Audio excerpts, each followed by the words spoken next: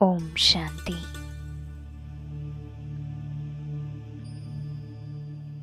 நான் மிகவும் பணிவோடு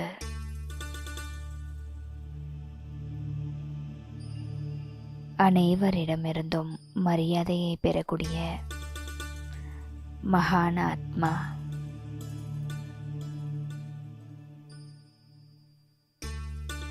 நான்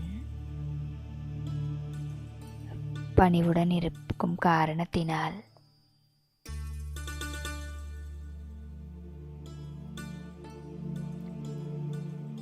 அனைவருக்கும் சுகத்தை கொடுக்கின்றேன்.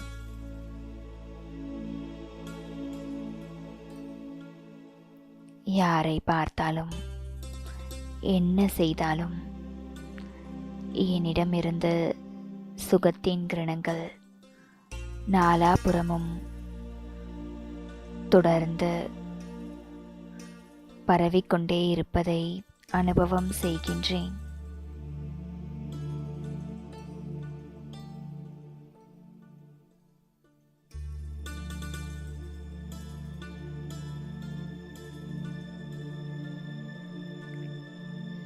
உலகில் இருக்கும் ஒவ்வொரு ஆத்மாவும் என்னை சுகக்கடலின் குழந்தை, சுகஸ்வரூபமாகி அனைவருக்கும் கொடுக்கும் சுகத்தின் வள்ளல், சுகதேவர் என்று பாடிக்கொண்டே இருக்கின்றனர்.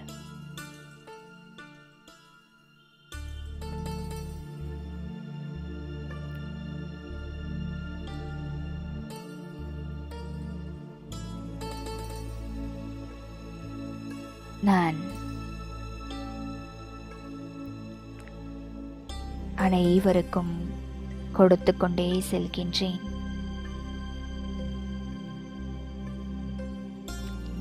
சுகத்தை கொடுத்து சுகத்தை பெறும் வள்ளல் நான்.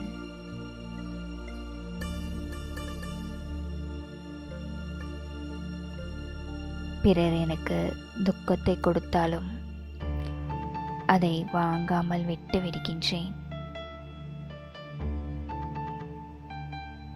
சுகதேவன் நான், சுகதேவி நான். ஓம் சாந்தி. 25/12/2024 காலை முரளியின் சாரம். பாபா சொல்றார், இனிமையான குழந்தைகளே, ஒவ்வொரு அடியிலும் ஸ்ரீமத் படி நடப்பதுதான் ஹையஸ்ட் சார்ட், மிக மிக உயர்ந்த சார்ட் ஆகும். ஸ்ரீமத்திற்கு மதிப்பளிக்கக்கூடிய குழந்தைகள் நிச்சயமாக முரளியை படிப்பார்கள். கேள்வி: ஈஸ்வரனுடைய குழந்தைகளாகிய உங்களிடம் எந்த ஒரு கேள்வியை யாரும் கேட்க முடியாது? பதில்: குழந்தைகளாகிய உங்களிடம் நீங்கள் உடல் நலமாக இருக்கிறீர்களா என்று யாரும் கேட்க முடியாது. ஏனென்றால் நாம் எப்போதும் நலமாக இருக்கிறோம் என்று நீங்கள் கூறுகிறீர்கள்.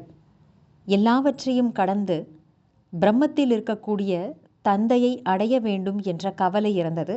அவரே கிடைத்து விட்டார். வேறு எந்த விஷயத்தை பற்றியும் இனி கவலைப்பட வேண்டியதில்லை.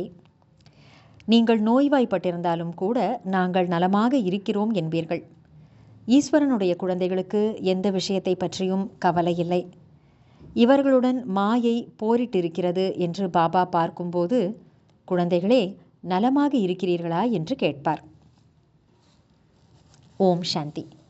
பாபா தந்தையாகவும் ஆசிரியராகவும் சுப்ரீம் குருவாகவும் இருக்கின்றார் என்பது குழந்தைகளின் புத்தியில் இருக்கும் என்று பாபா புரிய வைத்திருக்கிறார். இந்த நினைவில் நிச்சயம் இருப்பார்கள். இந்த நினைவை வேறு யாரும் கற்றுத்தர முடியாது. கல்பமாக தந்தைதான் வந்து கற்றுத்தருகின்றார்.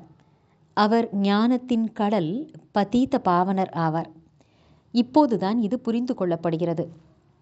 ஞானத்தின் 3வது கண், தெய்வீக புத்தி நமக்கு கிடைத்திருக்கிறது. குழந்தைகள் புரிந்து கொண்டிருக்கலாம். ஆனால் தந்தையையே மறந்துவிட்டீர்கள் என்றால் டீச்சர் மற்றும் குரு எப்படி நினைவுக்கு வருவார்கள்? மாயை மிகவும் பலசாலியாக இருக்கிறது. பாபாவின் 3 ரூபங்களையும் மறக்க வைக்கிறது. நாங்கள் தோல்வி அடைந்து விட்டோம் என்று குழந்தைகள் கூறுகிறார்கள். உங்களுக்கு ஒவ்வொரு அடியிலும் பல கோடி மடங்கு பலன் இருக்கிறது. ஆனால் தோல்வி அடைந்து விட்டால் பல கோடிகளை எப்படி பெற முடியும்? தேவதைகளுக்கு கூட தாமரைப்பூவின் அடையாளம் தரப்பட்டுள்ளது. இது ஈஸ்வரனுடைய படிப்பாகும். மனிதர்களின் படிப்பு இவ்வாறு இருக்க முடியாது. தேவதைகளின் மகிமையை பாடுகிறார்கள். இருப்பினும் உயர்ந்ததிலும் உயர்ந்தவர் ஒரு தந்தைதான். மற்றபடி அவர்களுக்கு என்ன பெருமை இருக்கிறது? இன்று கழுதை, நாளை ராஜா. இப்போது நீங்கள் முயற்சி செய்து இவ்வாறு மாறிக்கொண்டிருக்கிறீர்கள். இந்த முயற்சியில் நிறைய பேர் தோல்வி அடைகிறார்கள் என்று அறிவீர்கள். ஞானம் மிகவும் எளிது.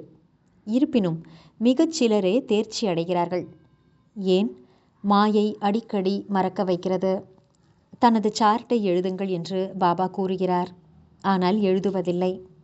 எதுவரை எழுதுவது? எழுதுகிறார்கள் என்றாலும் கூட சில நேரம் மேலான நிலை, சில நேரம் கீழான நிலை. யார் ஒவ்வொரு அடியிலும் ஸ்ரீமத் படி நடக்கிறார்களோ அதுவே உயர்ந்த சார்ட் ஆகும். பாவம், இவர்களுக்கு வெட்கம் ஏற்பட்டுள்ளது என்று பாபா புரிந்து கொள்வார். இல்லை என்றால் ஸ்ரீமத்தை அமல்படுத்த வேண்டும். 1 அல்லது 2% பேர் கஷ்டப்பட்டு எழுதுகிறார்கள். ஸ்ரீமத்துக்கு இந்த அளவு மதிப்பளிப்பதில்லை. முரளி கிடைக்கிறது, அப்போதும் படிப்பதில்லை. பாபா கூறுகிறார் என்றால் உண்மை. முரளி படிக்கவில்லை என்றால் மற்றவர்களுக்கு என்ன கற்பிக்க முடியும் என்று மனதில் அவர்களுக்கு நிச்சயம் தோன்றும். என்னை நினைத்தால் ஸ்வர்க்கத்திற்கு அதிபதியாகிவிடுவீர்கள் என்று பாபா கூறுகிறார். இதில் பாபாவும் வந்துவிட்டார். படிக்க வைக்கும் ஆசிரியரும் வந்துவிட்டார். சத்கதி அளிக்கும் வள்ளலும் வந்துவிட்டார். சில வார்த்தைகளிலேயே அனைத்து ஞானமும் வந்துவிடுகிறது. இங்கே நீங்கள் ரிவைஸ் பண்ணுவதற்காக வந்திருக்கிறீர்கள். பாபாவும் இதைத்தான் புரிய வைக்கின்றார். ஏனென்றால் நாங்கள் மறந்து விட்டோம் என்று நீங்களே கூறுகிறீர்கள். ஆகவே இங்கு ரிவைஸ் செய்வதற்காக வந்திருக்கிறீர்கள். சிலர் அப்படியே செய்தாலும் கூட ரிவைஸ் ஆவதில்லை.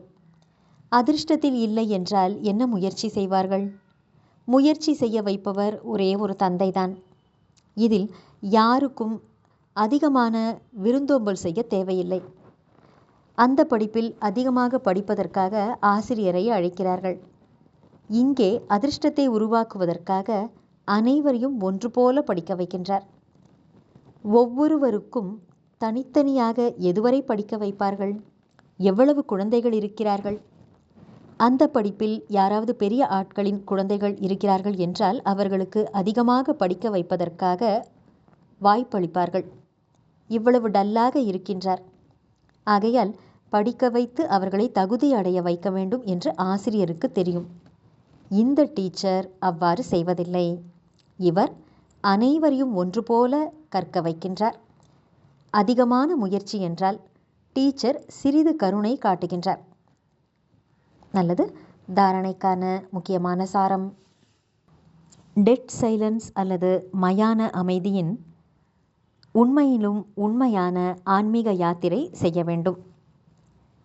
நானே அது, அதுவே நான் என்ற மந்திரத்தை சதா நினைவில் வைத்து கொள்ள வேண்டும். அப்பொழுதுதான் சக்கரவர்த்தி ராஜாவாக ஆவீர்கள். 2வது, எண்ணம், சொல் மற்றும் செயலில் மிகவும் சுத்தமாக இருக்க வேண்டும். உள்ளுக்குள் எந்த அழுக்கும் இருக்கக்கூடாது. ஒவ்வொரு அடியிலேயும் எச்சரிக்கையோடு இருக்க வேண்டும். ஸ்ரீமத்திற்கு மதிப்பளிக்க வேண்டும். வரதானம்: பணிவுத்தன்மை என்ற குணத்தை தாரணை செய்து அனைவருக்கும் சுகம் தரக்கூடிய சுகதேவர் மற்றும் சுகஸ்வரூபம் ஆகுக. விளக்கம்: மகான் ஆத்மாக்களாகிய உங்கள் அடையாளம் பணிவுத்தன்மை ஆகும்.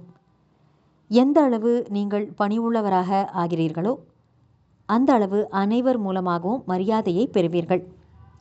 யார் பணிவுள்ளவர்களாக இருக்கிறார்களோ அவர்கள் அனைவருக்கும் சுகம் கொடுப்பார்கள். அவர்கள் எங்கே போனாலும் என்ன செய்தாலும் அது சுகம் கொடுப்பதாகவே இருக்கும்.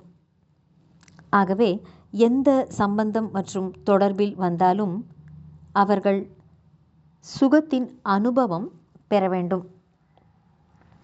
அதனால் பிராமண ஆத்மாக்களாகிய உங்கள் மகிமை என்னவென்றால், நீங்கள் சுகக்கடலின் குழந்தைகள், சுகஸ்வரூபமானவர்கள், சுகம் தரும் தேவர்கள். எனவே அனைவருக்கும் சுகத்தை கொடுத்து சுகத்தை பெற்றுக்கொண்டே செல்லுங்கள்.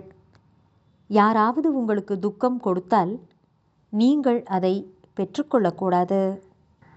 ஸ்லோகன்: யார் ஆத்ம அபிமானியாக இருக்கிறாரோ அவர்தான் அனைவரை காட்டிலும் உயர்ந்த ஞானி ஆவார். நல்லது. இனிமையிலும் இனிமையான, வெகு காலம் கழித்து காணாமல் போய் மீண்டும் தேடி கண்டெடுக்கப்பட்டுள்ள செல்லமான குழந்தைகளுக்கு தாயும் தந்தையுமான பாப்தாதாவின் அன்பான நினைவுகள் மற்றும் காலை வணக்கம். ஆன்மீக குழந்தைகளுக்கு ஆன்மீக தந்தையின் நமஸ்காரம். ஆன்மீக தந்தைக்கு ஆன்மீக குழந்தைகளின் நமஸ்காரம். ஓம் சாந்தி.